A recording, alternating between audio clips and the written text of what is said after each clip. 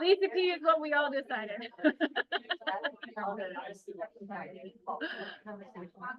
Get it in writing. That's what I would tell them, get it in writing.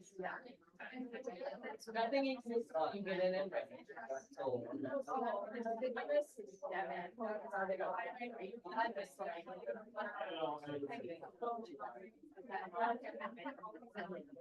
Yep.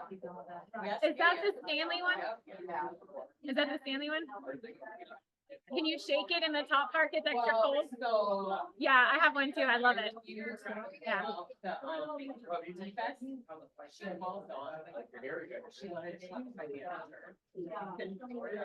I feel like this side of the room has something going on. It's like really packed over here, really empty over here. Hello, everybody online. You guys, Charlie's going to be doing a lore reports, going over numbers and everything he did with Gary Keller in Austin. So we're excited for that. Give it just a minute for everyone else to sit it down. I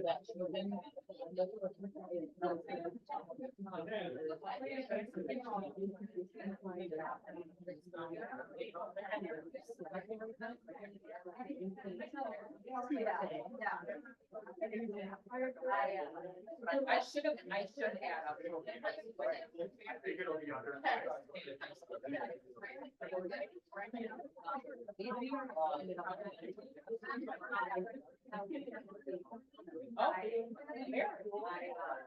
Hello.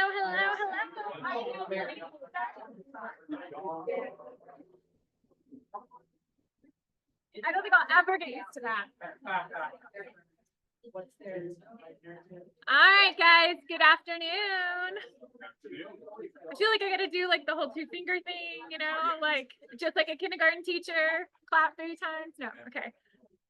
All right, guys, we're gonna get going. You gonna start us off? No. All right, so we're gonna go through the first slide. You know the drill. To build careers worth having, businesses worth owning, lives worth living, experiences worth giving, and legacies worth leaving. And of course, God, family, then business. And our Y4C2Ts, and I'm not sure why they're kind of blurred out on half, so we'll have to get that fixed. Bucket fills, what do you guys got this week? And for those of you that are new or need a reminder, a bucket fill is simply just saying thank you to somebody that either did an open house for you, opened a door, helped you out when you were out of town. So any bucket fills. And as a reminder, a huge thank you to everybody who's been doing the meal trains and dropping off stuff. That's been a huge relief. Thank you. We just wanted to express our sincerest gratitude for everybody who's been helping out with Eddie Martin. For those of you that aren't aware, Eddie, who's on our team, and our lead buyer specialist, broke his hip femur and tore a muscle in his shoulder, and it will be out of commission for quite some time. He's making progress, he's getting better, but it's a slow, painful recovery. And just everybody's support, everyone who's reached out, everyone who's contributed to dropping off meals, it's appreciated more than you can imagine. So thank you so much for everybody. Yeah, thank you. Thank you. And a huge thank you to Jay last week for doing all the grill out for our fun party last week. So I know you guys enjoyed the food. It was a lot of fun. Thank you. I mean, you need attention like that every time, Jay.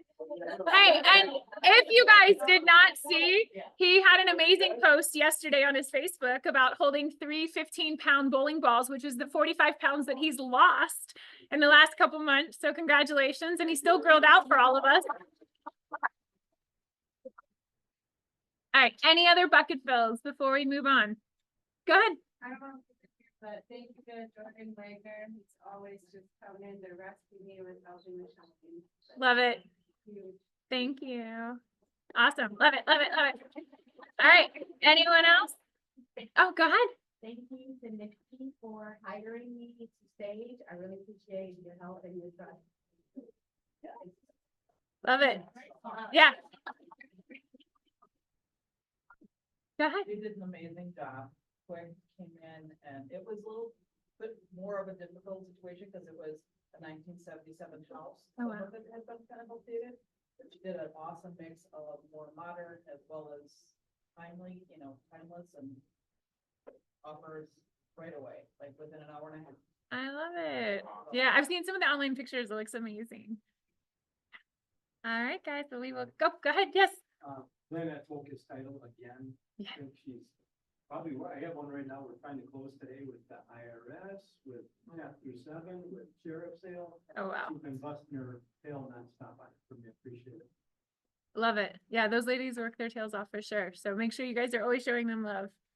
All right, well, we will keep moving along. So with office updates, we want to welcome Cody Capps and Amy Ryback. Welcome back. We're excited to have you. They're like, oh, he's off doing the class, right? Yeah, that's awesome. I know. Just joined us, and excited to follow there. So when you see him around, like. Give him props. Yeah, he's going to kill it. All right, we went over these birthdays last week, so I'm just going to kind of reiterate happy birthday to everybody. Let me move this. It's not want to move.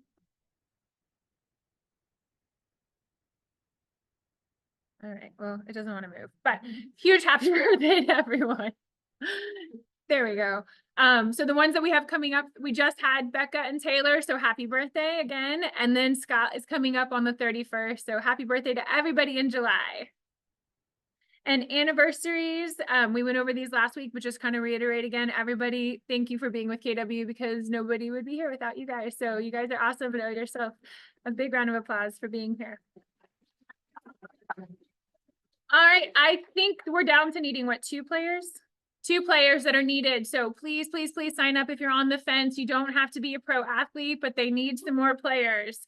And then they have put together some flyers for you guys to share out on social media so that you can try to get donations to KW Cares. And is there anything else that you guys are needing? Just show up. Show up, have fun. All right. That's what we need. Cheerleaders. So come and cheer on the teams for those that are volunteering. I don't know about that. He's got great legs. All right, Keller Williams Family Day at Camp Bar. Just a reminder, get signed up, RSVP, that is happening on the 21st. Charlie, anything you want to add on camp? No, here's the impetus behind it. Like, my general synopsis is that people have a lot of fun at the Christmas party, but it's usually with your spouse and partner. And I wanted to do something in the summer that included people's kids, families, I don't know, those that you take care of. As a way to kind of like, for them to experience our community. And so we're doing it at Camp Bar at the State Fair, but not during the State Fair. And we got live music, Darshell's providing us with bounce houses, and games. Got a video game truck, yeah. Yeah, trucks. It's really, it's a summer picnic, so we hope you enjoy it. Heck yeah, awesome. Really all it is. All right, guys. So just make sure you RSVP. Training and education. We're about to close out July, obviously, but we've got a ton packed for you guys. Kathleen has been filling the August calendar for you. Ignite is starting on the 6th. So do not forget, this is not just for brand new agents. This is really geared towards everybody, especially those like $5 million producers. Ignite is the time to go in and reignite your business. So please, please, please sign up. And if you haven't heard, we are hosting it here now. We're up to what, 65-ish? 65-ish people attending Ignite, guys. So it is going to be jam-packed during all the Ignite sessions. So show up, come in, take the class. Charlie's kicking it off with our very first class, so we're excited about that. Mega Camp is happening the following week. So we're super excited about that. And just keep in mind, we will not have a team meeting on Tuesday the 12th. Okay. Because of Mega Camp that week, but we will be live streaming from Mega Camp from 8 to 11 for Gary's update. So plan on that on the 12th. Anything you want to add on that, Kathleen? No? All right. So keep calm and Canva on. Don't forget that is happening tomorrow. If you guys have not taken Janelle the Tech, she is the regional RTT for Texas. And they're doing a really good Canva class. Kimber Walton has a ton of smart plans out there. So if you guys have ever done her 36 touch, it's really, really good. And this Canva class that they've taught before has been amazing. So if you need a little help with Canva, now is the time to jump in, because don't forget, they're launching Canva Live with Command at Mega Camp. So we're super excited about that collaboration. And then luxury training call is also happening August 6th. So for those of you that are not attending Ignite, you can jump on that. And then again, here's your Ignite schedule. We have it up on Facebook. We've emailed it out. So if you guys need the QR code, you can look there or snap it now. And then Mega Camp as well. There are a lot of tickets that are needing to be sold. They're on the groups. If you guys need questions and you're buying a last minute ticket, let us know. So Eddie can obviously no longer make Mega Camp. And he, if anybody is considering last minute wanting to attend, he bought it for early bird pricing. Okay, so the 750. So yes, he's willing to part with it for early bird pricing. So if you hear of anything, please let us know. I don't see Michael in here. Michael Medina was considering going. So let's Otherwise, I'm gonna throw it in the Mega Camp. throw it in the group and you can tag me, because a lot of times the other market centers will request that they get a hold of the team leader just to verify it's a legit ticket and not a scammer. And so And it's also him, not me. Right. So like, I'm not sure how the transfer registration will go if he's. I can do all the transfer for Perfect. him. But as far as payment, it can go to him via Venmo, Zelle, or Cash App. Okay. Okay. perfect. Thank you. No problem. So learning from the industry, pioneers, experts, and through leaders. This is just some of what's going to be at CEO Summit. That's happening the first day on Monday. That is an additional ticket. It's $299 if you're wanting to attend CEO Summit. And then Charlie is going to come up and give you guys notes from his time with in Austin. Wait. So, good afternoon, guys. As I usually do, we can make it a game show or do whatever you guys want. All right, so July 8th, I spent the day with Gary in Austin. I sent everybody the notes, but I never assume that anybody reads the notes, so I figured I'd pull out the highlights for you. And maybe if you did read the notes, give you a bit more context of some of the conversations that were had and some of my thoughts on what came from it. I'd say this too, like, it's an interesting day spending it with him. He's a savant, but it's his agenda. And what I mean by that is, like, he's very similar to like Steve Jobs or maybe Elon Musk, or, where it's like very much whatever they believe to be true, they see it fervently through to whatever it is they believe to be true. And, I've been fortunate to have a lot of interactions with him. Some are positive and some are negative. And when he offered to have this meeting down in Austin, there were 10 of us that were there for the day. We met from 8:30 till about 4 p.m. And I was a little irritated with when he asked for the meeting, being that it was God family business. The meeting was on the Monday after 4th of July, which meant I had to leave my family on the Sunday of 4th of July weekend. And I grappled with it until about the 11th hour of when I needed to actually leave to say, is this going to be worthy of my time? And I was frustrated that he would call a meeting on a Monday morning of a holiday weekend. It meant that I had to leave my kids and we were at the lake. And I decided to get on the airplane. I don't know what compelled me to get on the airplane, but I got on it.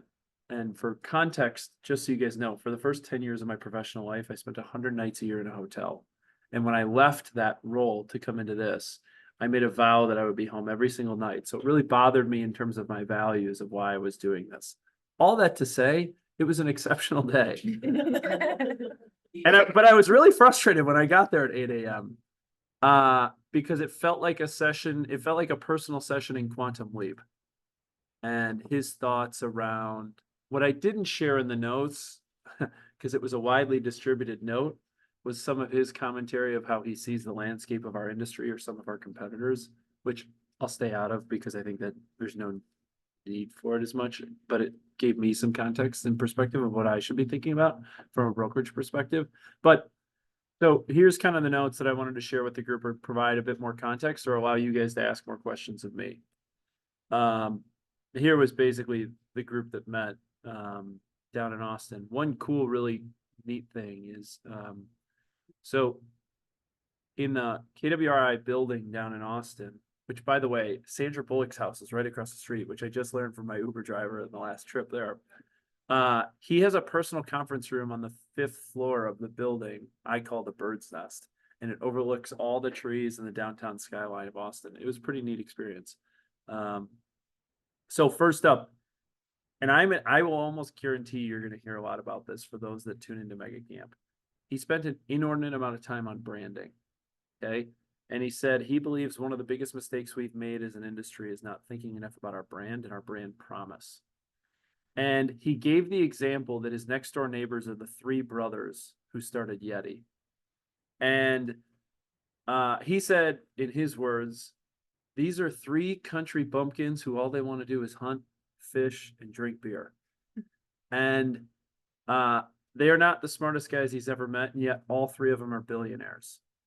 And understanding the importance of branding is vital in today's day and age. And he used Yeti as the example from the standpoint of the markup is insane. The reason why he knows the markup is insane is he has purchased about 1,000 coolers from Yeti. They sell it to him at cost for KW Cares.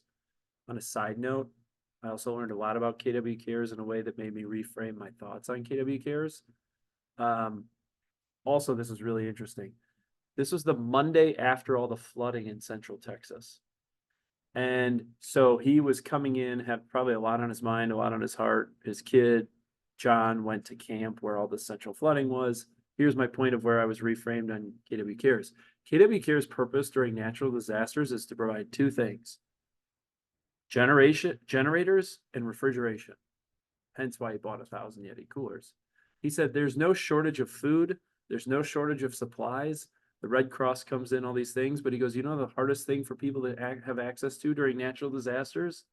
Electricity and refrigeration. And so he goes, that's what we do. That's what KW Cares does. And so he basically going back to this whole concept of branding. And this is exactly how he talks. He goes from like one thing to the next, to the next, to the next. And you're like trying to keep up, and then you string it all together and you're like, oh, he's actually telling a story. I understand it now. So he goes back to Yeti. He said, the markup on these things is insane. And they're duplicatable. Like there's multiple examples, Arctic, Igloo, all these other cooler companies have gone out now and since duplicated Yeti's brand. And yet they have a 2.6 billion in market cap, $1 billion in revenue, and they're 2 times to the size of their closest competitor, and they control 40% of the cooler segment. 40%. But he goes, the thing they understood from the beginning is they wanted to become an aspirational brand.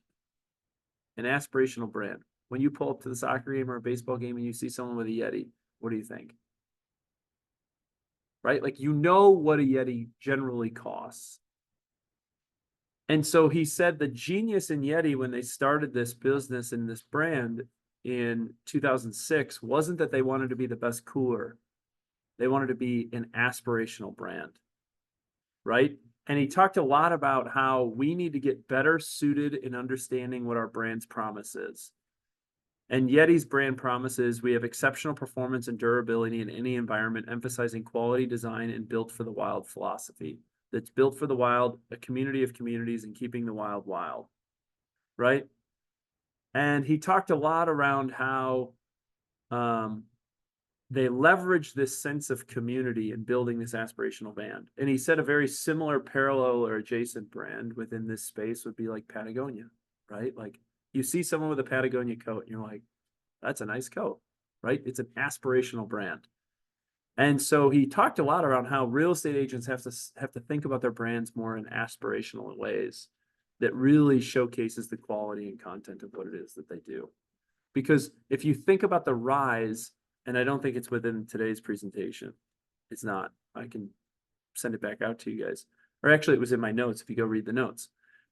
Within the notes, I shared with you how they built their aspirational brand based on how the brand was showcased through a variety of different communities on social. And Yeti and Patagonia were one of the very first brands to leverage influencers as a way to showcase how their brand ethos lived within their brand promise. Something to think about as it relates to how you tell your story and how your story shows up within your brand promise.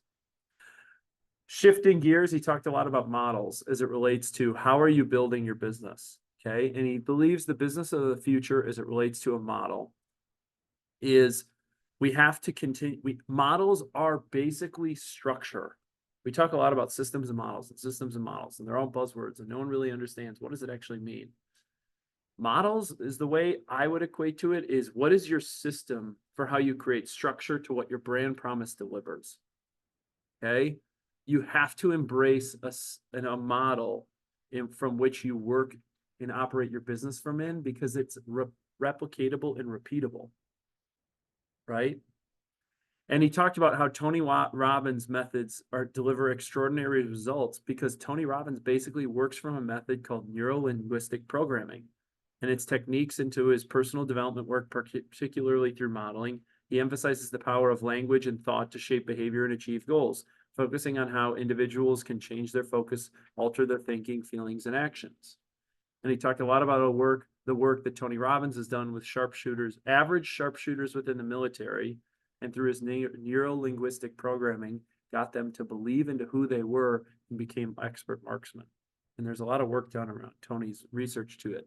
But he basically said, like, people don't understand really what a model is. A model is a framework from which your business works and operates to and how your brand promise is delivered. So what is the framework from which a model of a business needs to look into the future? This is his thought. And I honestly believe this was like his forecasting as to what he's going to share at Mega Camp. Is one, what is your brand? And what is your promise? You have to understand it better than anyone else, and you have to live it every day.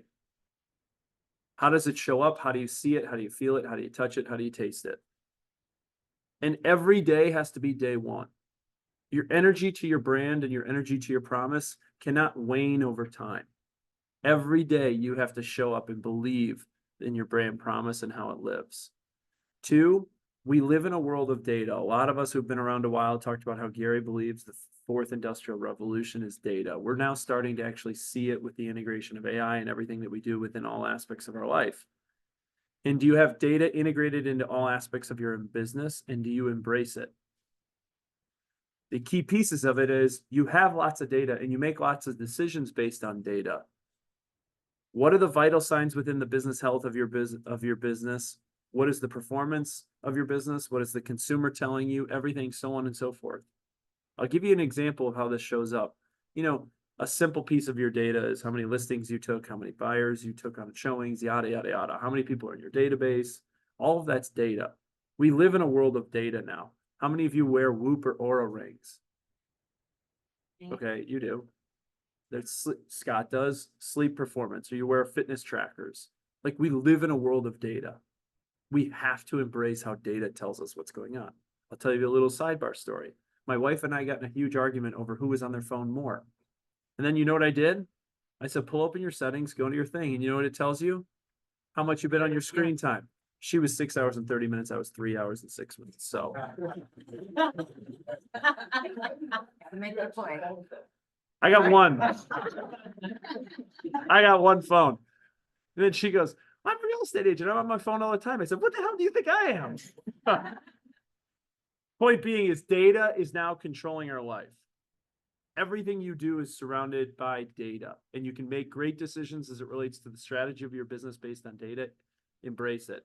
AI, we have to embrace it in order to accelerate trends, insights, and strategies. Okay. A model that I've shared with many is 90-10, 90-10. 90% of your work should take 10 minutes or less to 90% completion, and your last 10% is where your value creation should show up. There's lots of ways in which AI, you integrate the data, it can output great things, and then you figure out what you want to do with the data as it relates to your brand and your brand promise. And then lastly, where are your marketing mediums? How are you showing up? And how is your brand promise told? Where does your brand promise live? What is the intensity and frequency in which you are communicating your brand promise? He said, this is going to be the real estate agent of the future's model and the framework from which they operate their business. And if you haven't thought about it in this way, you need to start reframing your thoughts as it relates to your approach to your business. Because speed will be the essence of this business moving forward, right? Speed will be vitally important because 90% of what you deliver in the future, I believe, will be automated.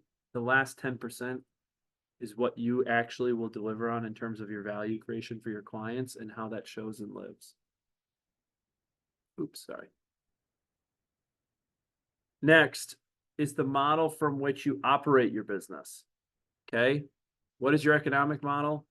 Who are the core people and who are integral to the people to your business, and what is their influence? And leadership, how are you growing their leadership or influence within your business? So you have a model for your business in terms of how it lives and how you operate within the world, but then who are you doing it with? And identifying who you're doing it with and how you're growing their influence within your business is how you will continue to grow and scale. And then lastly, as it relates to models, he talked a lot about fear. And if you've been hearing a lot, if you've listened to Jay Papasan talk or the MREA podcast, is this concept around fear in terms of, I want to achieve something extraordinary, yet why is it that few do? And the questions that are asked are what, in terms of what knowledge do you need? How, what training do you need? And what are your fears? The false expectations appearing real. And those fears are either rational or irrational. Rational means, yeah, I probably shouldn't jump off the cliff. Irrational means this guy's going to cut off my head and my business will never survive because he told me no. That's not factual, right? And so the reason why people don't achieve extraordinary results is they have this fear, and how they manage fear is all around how much exposure they have to the fear in order to overcome the fear. So, quick synopsis to you. Models are everything we do. It gives us structure in terms of how we think, but also how we create consistency into what it is that we do. How do we create consistency in terms of overcoming objections? Objections are, I have a desire to do something, but something's getting in my way. Why is it getting in my way and how do I handle it? I have to create more exposure to that thing so that the obstacle becomes smaller. That's a really simplistic way of breaking this down. Model 2 that I shared with you is, okay, you have this business, you understand who it is that you are, who are you doing it with, and how are you thinking about your people? And the first one is what is your brand? What is your promise? How do you integrate data into it? And how do you leverage the things around us in order for your brand promise to live and exceed expectations for those that you deliver it for? 3 models he shared with us throughout that day. So the question is what is your brand promise and what does your business deliver on? How does it live? How do you interact with it? How does it show up with people's experiences? How do they see it, taste it, touch it, smell it, hear it, feel it? Also, how is your brand promise reverberate throughout the communities in which you serve? What do I mean by that? Who are your A-level people within your referral sphere that are also holding a megaphone that talk about you like you are the best thing ever? That's the way your brand promise can permeate through a community and you gain market share quickly because you understand there are people out there carrying the flag for you, right? And how do you think about those that are responsible for embracing it and living it? That includes your vendors and your partnerships and your relationships, your foundation guy, your plumbing guy.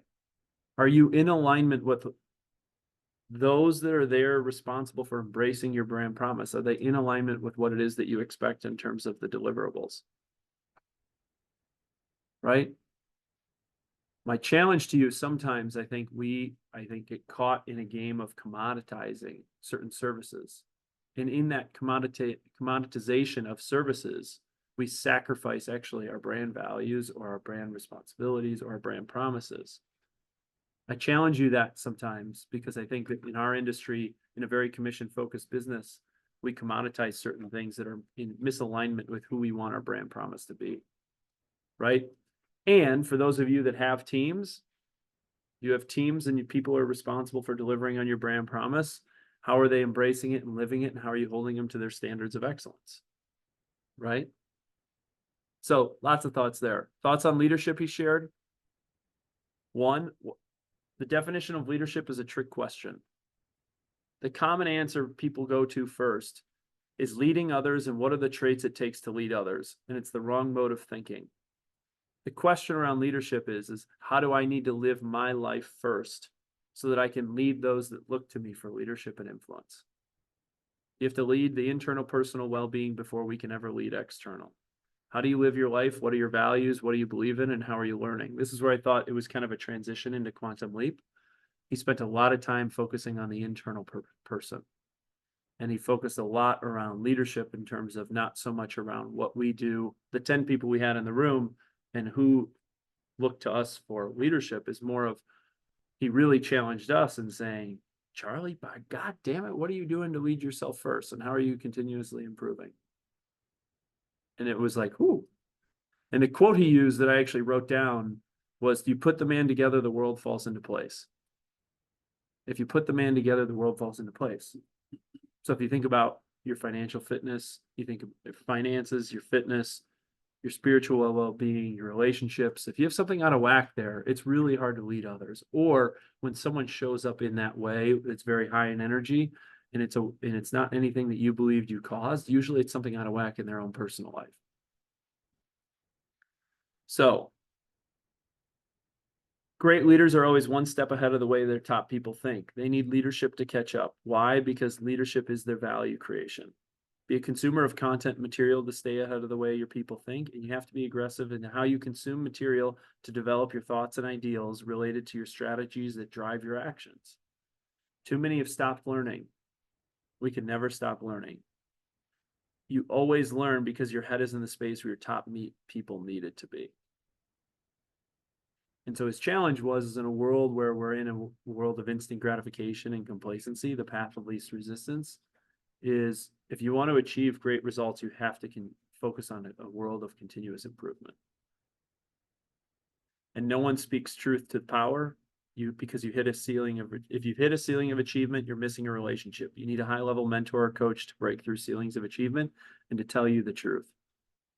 And you need to seek truth when in positions of power.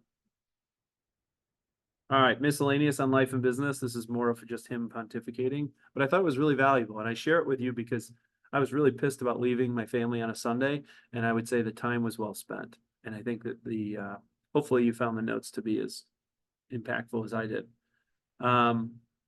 If you don't live quantum leap within your business, you're making a massive mistake. Your identity is created by what your needs plus your wants plus your beliefs plus your values. It creates a structure for which you live your life and how you articulate it. The number one here's another one. This is a totally random tangent, but this is like literally how his notes go. This isn't totally public, but he is public about it. His wife has Alzheimer's. He has spent the last 2 years flying across the world studying the brain, because the brain is the computer system for your entire body. And he shared us, and again, like, he's flying all over the world. He has access to all the top people. And he spent a lot of time around, like, making sure that we're focusing on our brain health. I was like, never really thought about it that much. Here was his structure in terms of what you need to be thinking about in terms of creating longevity for your health. And the number one thing for your health is your brain. One, he really challenged us to sleep a minimum of 7 hours, maximum of 9 hours. Law of diminishing returns post 9 hours. But you have to get a minimum of 7 hours.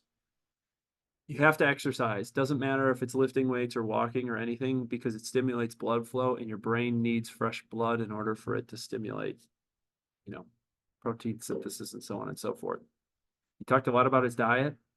He said he switched to keto because the diet removes carbs so the brain can use natural glucose within your blood system.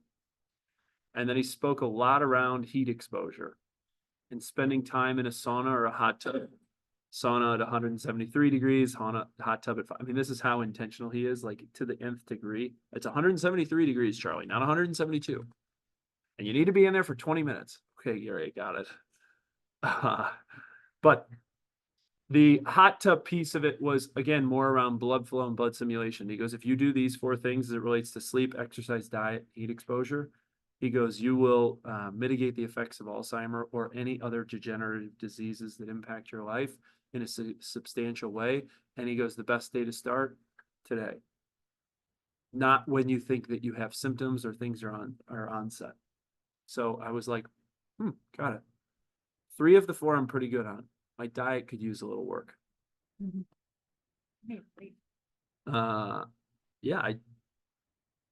And you can't coach someone until you understand their identity. Need to understand their core as to who they are, get out of sales and get into curiosity. Few other things. Millionaires starts with a dollar amount, but it's truly a philosophy of how you live your life. The mantra needs to be, to live my best life, I have to put in my maximum effort into the things that matter most to my desired output. And we assume we know what we want, but what's the secret to getting it? Doing whatever it takes if you're committed to getting it. Whatever it takes is everything is on the table. And he said with a caveat, from within your moral structure. The trick is knowing what you want and desire to be. Who am I? Who am I becoming? Where am I going? And who am I going with? And if everyone in the world has the same time in a day, then why is it that your time is paying you what you're worth? The heart of the question is what is your intention? So there was a very quick, short synopsis of 8 hours of time together. I also sent you about 9 pages of notes that has a variety of other topics and things. I just pulled out a few things to try and give and impart into you and to provide you additional context through my time with him. Because I will say, despite, I kind of shared with you, like, look, I'm not always like, Gary is the way, and I've had struggles with him, and I've challenged him in ways sometimes where we've gotten into it. But the reason why I share it with you is I firmly believe he's probably one of the top 5 most influential people in my life in terms of holistically how I look at my life, financially, spiritually, fitness, relationships, how I have the relationships with my parents and working in a family business and living together right now, all of it. And I find his teachings to be very profound in terms of how we think about what we want to achieve and what we want to take out of life. So I thought I would share it with you guys. Helpful? Very. Questions? Yeah. You said there were 10 of you in that room? Yeah. Then could you, I mean, that's a big deal, 10 people out of this very large ecosystem of Keller Williams. Can you share with us how it was that you? How I got the opportunity? Mhm. I have no fucking clue. I mean, like, I got a phone call a week before and was like, Gary wants to see you in Austin. I was like, all right, means I'm probably in trouble. And they're like, I'm like, when is it? And they're like, you have to be here Monday, July 8th. And I'm like, well, I'll let you know. And they're like, the other 9 people said they'll be there. And I said, well, I'm in conflict right now with what my value structure to be. My value structure is like, for me to be there on a Monday morning at 8 a.m. means I have to leave Sunday afternoon from Milwaukee because I got to connect through St. Louis. Yeah. I honestly, but the real truth of the question is, I don't know. I mean, that's like a huge, Tara Smith too. yeah, that's a big privilege, So like, I was just curious, like, what was it? Like, is our market centers like kicking ass? Like, is it like? Yeah, I mean, Gary doesn't just ask anybody to be in a room, I think that like, okay, if I'm being honest about why I think we were in the room, I think in Milwaukee, we've had a lot of success in helping people and grow and develop people. Like I just looked at it because we're working on something. We have 7 of the top 15 producing agents in the entire MLS.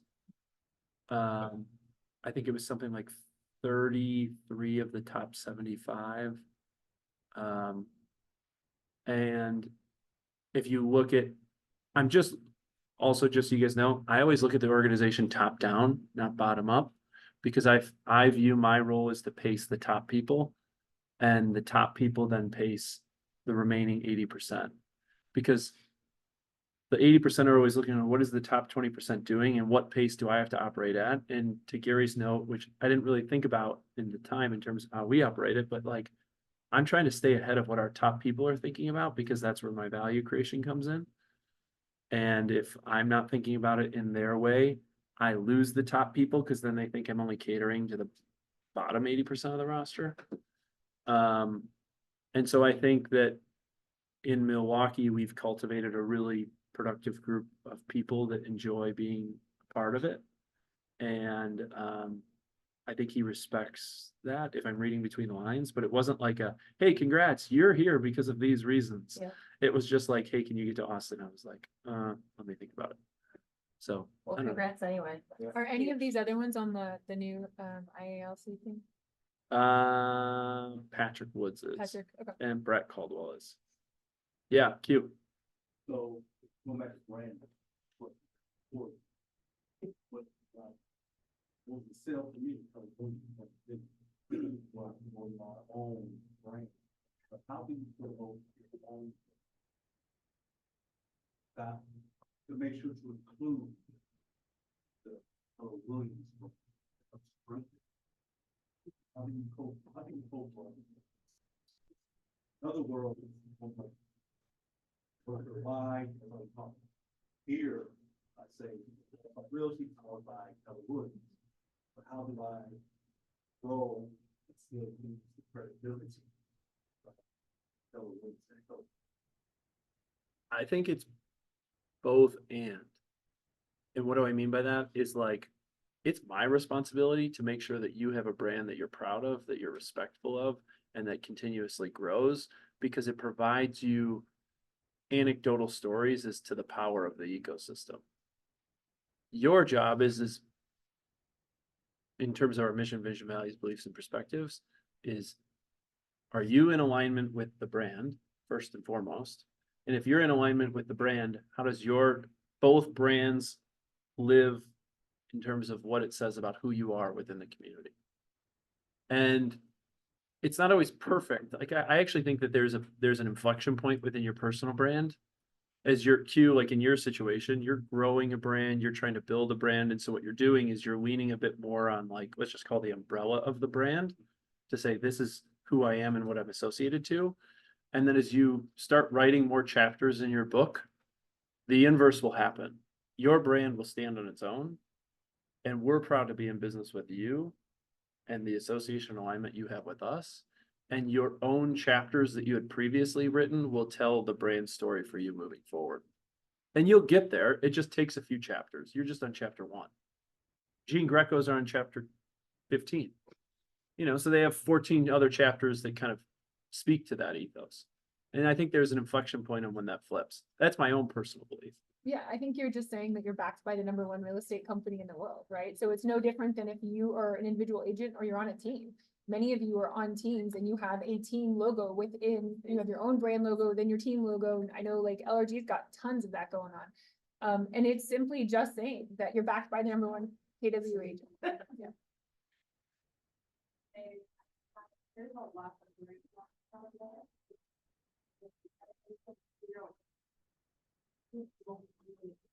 And I agree about that in the finance. Please got me. I used to learn all of that, but I agree specifically about the difference what we do when I sit out. There's a lot. Yeah. These are right things that I have. One comment I would make on both of those. Some people being #1 is important. Other people don't care. And so then it goes back to the original question is, what's your brand promise? And then what are you in alignment with us? To then make that be a part of your story. You know? Just some thoughts. What else? Anything else? No? Danian, nothing? That's big. All right. You've got your market updates. Perfect. So I'm gonna give you a little bit of a market update in terms of where we are and where the business is going. Cool? Yeah. Ask questions. So here's the truth.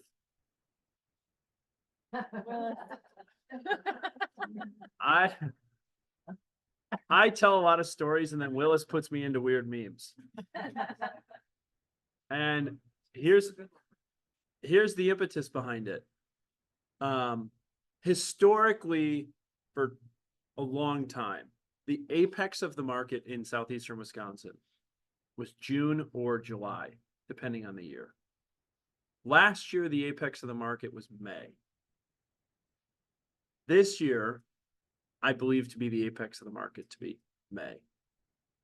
And if you think sitting here July 29th, and if you future pace this, you're really into like end of September in terms of pending and booked and closed. You're like 85%, 90% of the way through the year.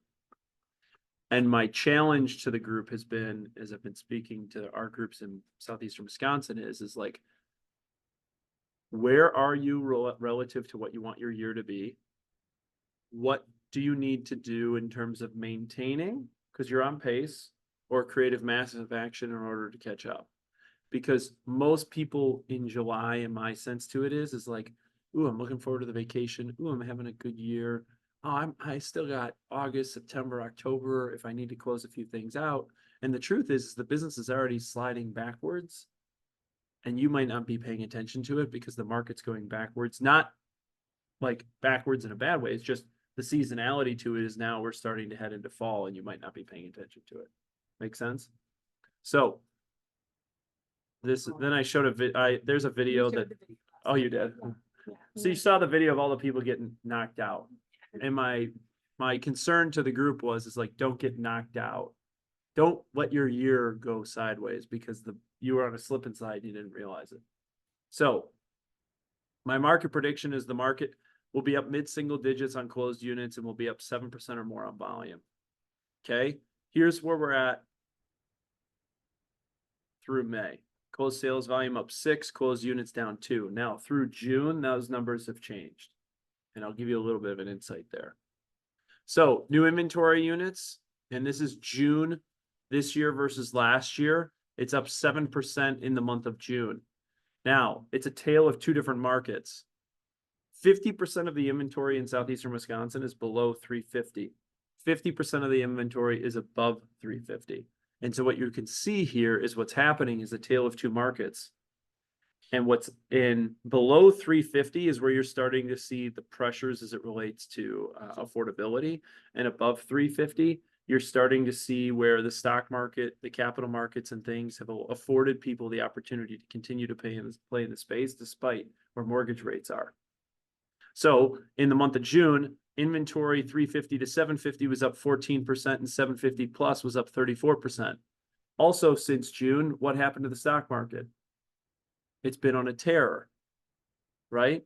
And so this is a really good example of you having to be a fiduciary for your clients and helping them, even if they're 2 or 3 years out, how do they get their finances in financial affairs in order for them to be able to take advantage of the market. Those living in price points above 350, this is just me assuming a little bit, have their financial affairs in order. And so what's happening? They're able to play within the space. And it's our ability to be good fiduciaries and helping them understand what's going on. Total inventory, you can see very similarly. June, overall, the market was up 6%, 6,318 total units. It was basically flat for the 0 to 350, which is 50% of the market, and 350 and above, you can see it was up 10%, and 750 and above, it was up 24%. Expired units, I think I've been beating this like a dead horse. Expired units have been skyrocketing. Why? Because we live in a world of instant gratification. And we lived in a world in which the pace and velocity that the market operated in, not so in a distant past, operated so quickly. And so what happened was, as you can see, expired listings were up 28% in June of 24 versus 24 and up 59% versus June of 23. So my challenge to you with it relates to expired listings is twofold. As a listing agent, you have to right size expectations. Anybody know the average days on market right now? Huh? 28. Anybody know the average days on market 750 plus? 40 plus. Not 2 days, 40 plus. It takes time. So my challenge to you is, one, as a listing agent, you have to communicate effectively in terms of setting expectations of the timeline of events that this might take for it to happen. 2 is because you don't want to get canceled. More listing agents are getting canceled than ever before. The second piece of it is you have an opportunity to diversify your lead generation strategy because there's more expired listings in the market today than there ever has been in the past 5 years combined. So you have an opportunity to diversify your listing strategy by being second place. It's not a bad place to be. Okay. Sales absorption rates. This is the percentage of inventory that goes under contract in a given month. You can see June, there was a little bit of a softness, but not substantially where I would be raising alarm bells. And this is the average days on market. 0 to 350 was 27 days on market. 350 to 750 was 24, and 750 plus was 46 days on market. The reason this is important is right-sizing expectations by utilizing data to help people how long these transactions actually take from going to market to getting under contract. The market overall across all price points was 28 days in the month of June. Units going under contract, again, a tale of two different markets. The market was backwards in the month of June, -4%. It was driven by the 0 to 350 range, down 12%. And you can see 350 to 750 and 750 and above. It's a tale of two markets. Pricing, you can see here on the impacts of pricing, and then you can see here on the price per square foot. Basically, yeah, of course. Average was up 7% in the month of June, and the median was up 5%. And then the price per square foot was up 7%.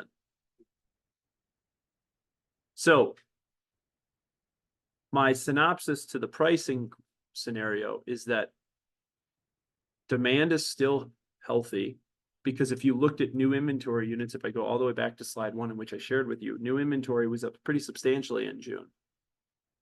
And so pricing to still be up the way it is tells me that there's still a healthy level of demand, and we're working in the tail of two markets. If you're 350 and above, right size expectations, it's still a very healthy market. Capital markets are in a really good spot. People's financial affairs are in a good spot. If you're 350 and below and you're working with a buyer or seller in that price point, you have to be a much better steward of their financial fitness and their financial affairs to help them navigate a very complex decision. Because more often than not, my assumption would be is they're not in the same financial position as 350 and above. And so you can't treat a client 350 and above the same way you would treat a client 350 and below. Their situations are different. Does that make sense? And the market is telling us that by the data. So what's winning? Context, I gave you guys April and May of last year is a baseline to say, how is our market operating versus how it did last spring? You have February, March, and April of this year, so you could see how through the spring the market trended, February through May. You can see May was kind of the peak of the list price to accepted offer ratio at 107% when we started in March, just 2 months earlier, at 103%. You can also see that co-broke compensation from May had gotten a little bit softer versus April, so it became a bit more a part of the negotiation or the transaction. And then in June, what did we see? June, the list price to accepted offer ratio was 103%. Inspection contingencies, still 52%, or the majority did not have an inspection contingency, and the co-broke compensation was sitting at 2.28% over the 257 deals we reviewed. Now, what you will see heading into July is a few things, and I hope I captured it with enough time with Sarah and Kimmy in July. Like, earnest money has really not changed in a year. It doesn't seem to be that big of a deal. I'm getting rid of it. We're not tracking it anymore, unless someone tells me that, like, you absolutely want to see it. Basically, no, it's around 1.5 to 2%. Got it? Cool. Cash offers versus financed has not changed. It's basically a 70-30 split, or 75-25. 75% of them are financed, 25% of them are cash. Even if they go to get financing, 25% of them can be a cash offer. I'm going to get rid of it and just know that it's a 75-25 split. Cool. Average down payment, 18%, 17%, 18%. I'm getting rid of it. It's just not worth tracking anymore. What we're going deeper into, and is Woot still here, Shipley? Just to act out. There's 3 new metrics that I don't have on the top of my tongue that we're going to dig a little bit deeper into for you. I think one is inspection cap. Nope, not appraisal gap. That didn't change. Inspection cap. Give me 2 seconds. Let me look if I can find it quickly.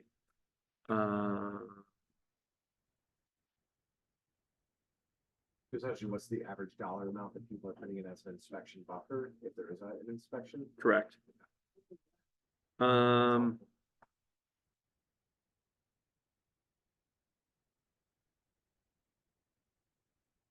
Sorry. I don't know the other 4, but I'll get it for you. Cool. Sweet. And then here's the lore report. This is where we stand through the month of June. Here's the trend lines versus our peers. Here is inclusive of, because I've had a few questions for Kenosha and Walworth. So it doesn't change. I mean, position doesn't change much, but we've started having more market share taken in Kenosha and Walworth, so we included that in there. For those that want to compete within the luxury space, Q, this is a great example of where people are going into the luxury space for the first time and they need to leverage the power of the brand more so than the chapters within their story. They leverage the brand. 1 in every 4 luxury homes in southeastern Wisconsin is sold by one of our associates. Great story to tell. We sell 78% more homes than the number 2 brand, and we sell them 37% faster. Sign here, Q. You got me? Do the question. Okay. These are the kind of stories that we're trying to help you guys cultivate, that if you need to leverage our stories. And then you can see here on trend lines as it relates to the luxury space. Oh, this is something else, but I won't share this with you now. This goes with one of my favorite artists, Pharrell. Cool. Questions as it relates to the market stats? There was a lot thrown at you today. Gary's notes, I took a little bit of a deeper dive into, and I gave you the June stats. Here's my synopsis on June. We're still in a healthy market. It's the tale of 2 markets. How you operate in the 2 different markets is vitally important to help people navigate. We're going to keep fucking rocking and rolling, Danian. And we're going to help you guys keep winning. Sound good? That's good. Anything I can do to help you? Yes.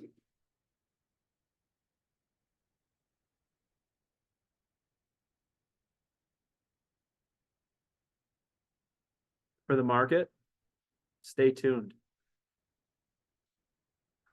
I'll give you a 5-year view. Okay. Here's where I think we are. Can I erase it? Yeah.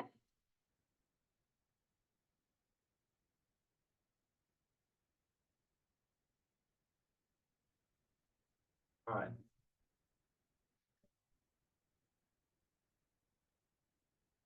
Here's really quick. If this is 20, 21, and then let's just say this is 30, 2030, okay? 2021, we are operating like this. And this is units, by the way. It went like this. And we're in like this slow climb from a units perspective. What's vastly different about what we came out of in 08, from a units perspective, it's identical. We're just going to be on a slow grind to get back up to where we were during this period. That's cool.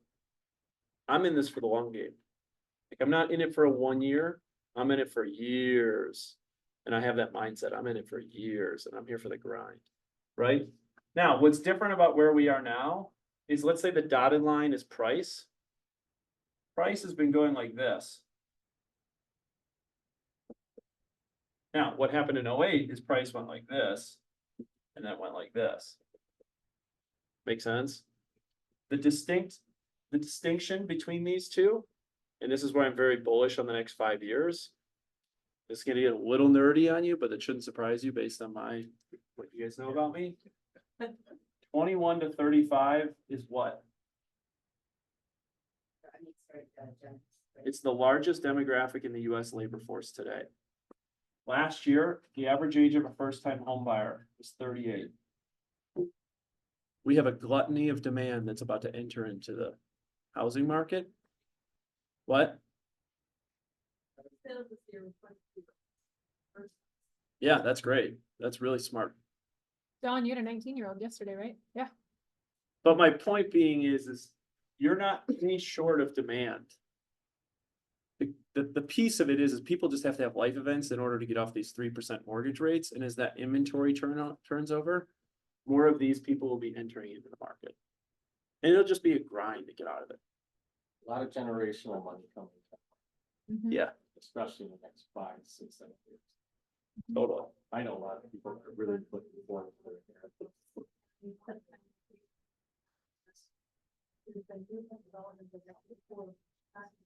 $600-700 million plus homes that they're building, they're actually building back something.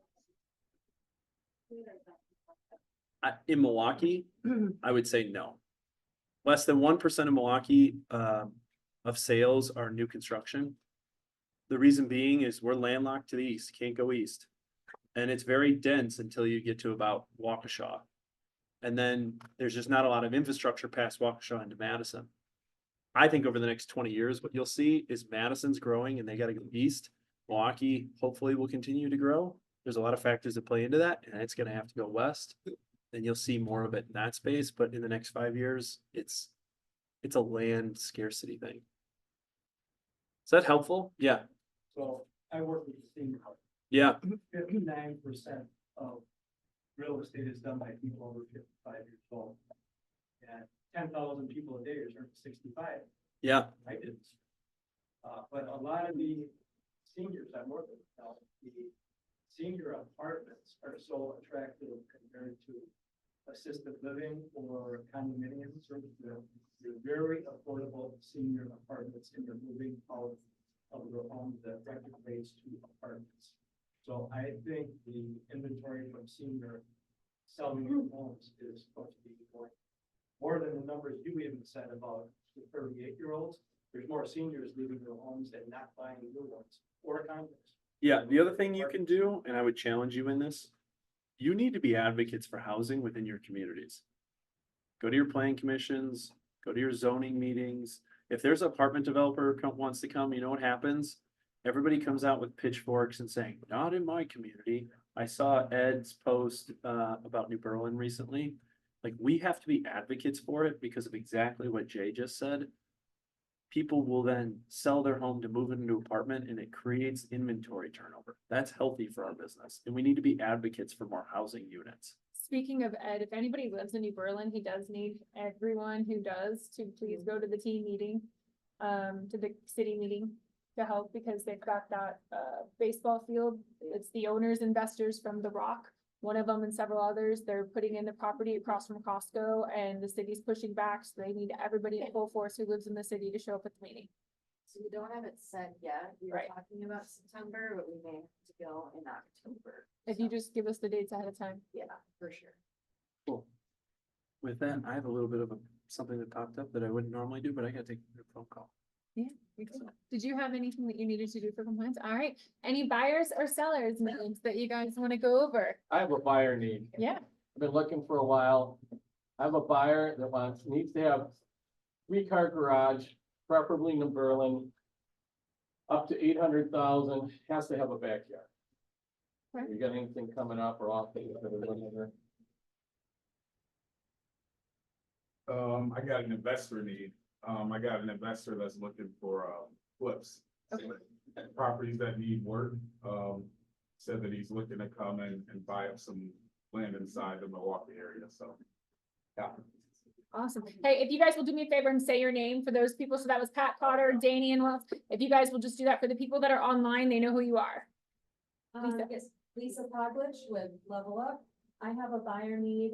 I have a couple of the gentlemen has Parkinson's. And so he is wheelchair bound, and it is incredibly difficult to find wheelchair accessible ranch style housing, condo or a single family, or if you know a builder who would build an accessible floor plan at a reasonable price, that's hard to find. Let me know. We're willing to get creative, but he needs a different living situation, probably at least minimum 1,500 square feet. So something that my agents in Texas were doing, when you guys have these like intense buyer needs and you're not finding something on the market already out there, they would create like a little flyer, and they started dropping them in all the like HOA pages, the Facebook groups. They started putting it in, like, they would get into community, like actual groups, not as a realtor, and just say like, hey, I've got somebody ready to go pre-approved. We're looking for this. If you're not currently listed with somebody, please give me a call. We can make this happen for you much faster than you trying to find an agent and start from scratch. So it's just a way to help drum up business. They'd even go into the neighborhoods when they knew that these homes existed in there and start door knocking and ask them if they thought about selling. Like, if it gets to that point, be willing to go that extra mile, because that is another way to drum up a listing and to turn around and have your buyer satisfied. Okay. They live in New Berlin currently, so anywhere Waukesha County, they also looked at something in Greenfield, so they go into Milwaukee County. Their kids and grandkids live in the New Berlin area, so try not to get too far away, but also we just need a place that works, so they may be open to different areas. Okay. Go ahead. Joey Kareem's got a desperate seller in New Berlin Ranch, 3 bedroom, 1.5, 1,600 square feet. She needs to sell this house over the next 2 weeks, and it's been priced too high for some reasons, and they'll take it off. Okay, thank you. It's, I'll give you the address. Sounds great. Or anybody else that's interested, it's gotta sell. Go ahead, Sheila. Sheila Smith, Teamster Wisconsin, it's actually Tanner's Fires, a buyer deed. She's selling her house, closes August 29th. She's got cash, she's rent downsize. This is like Lake Country area, so I know this is a little hard to find, but all she needs like a 2 bedroom, 1 bath, Ocon, Delafield, Wales, that Lake Country area, up to around 325. Tony? Bill has a buyer who's Wait, got some unique, Who are you? Yeah, Phil Matt, Migrate Realty. We have a buyer looking in the East Troy, Wagonago, like Western Waukesha. It's a family of 7. They got 5 boys. They're looking at a price range of about 5 to 750. And so there's just been very low inventory for them, so they've been around for a while. ideally something with like minimum 2,700 square feet, minimum 4 beds. Yeah, I mean, as you guys know, inventory is just light. Wagonago, East Troy, kind of West Waukesha.